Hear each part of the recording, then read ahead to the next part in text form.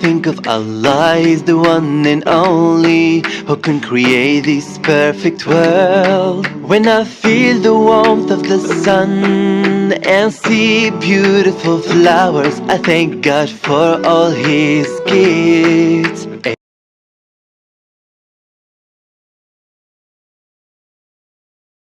دمك بشهر رمضان وان عيد محاواي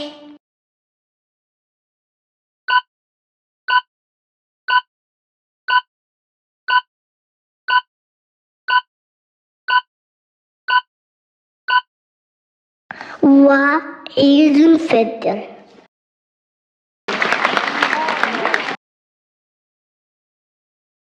Ramadaanka qofkii soomin yaa waaye.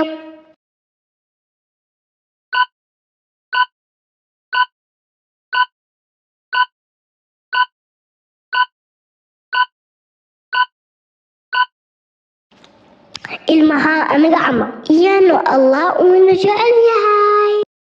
Iyo qofka xanuunsan, qofka duqayaasha, maamada caloosha baby ugu jiro, iyo maama naaska babyga siiso. Bisha Ramadaanka waa bishee.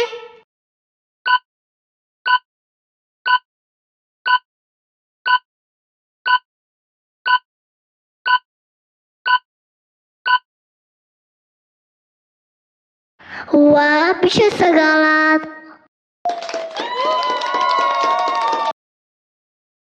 waa maxay laylatul qadar?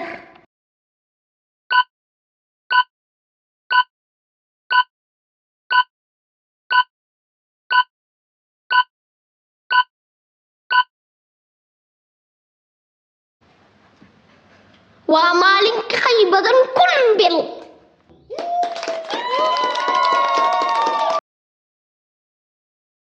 Ramadaanka maxaa la sameeyaa?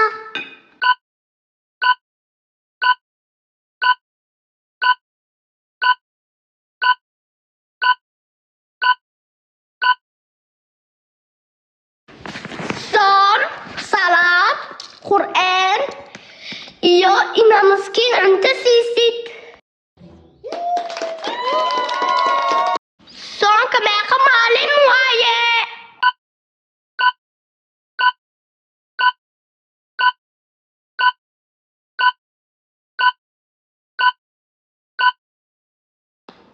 waa 29 maalin ama 30 maalin. Ramadaanka maxaan ka baranaynaa?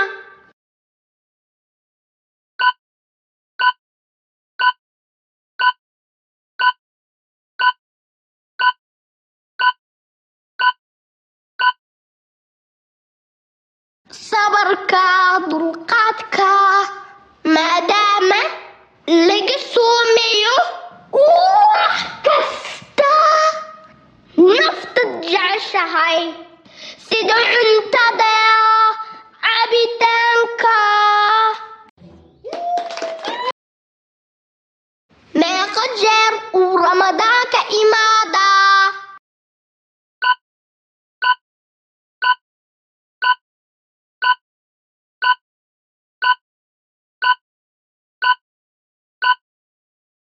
hal mar sanadkii.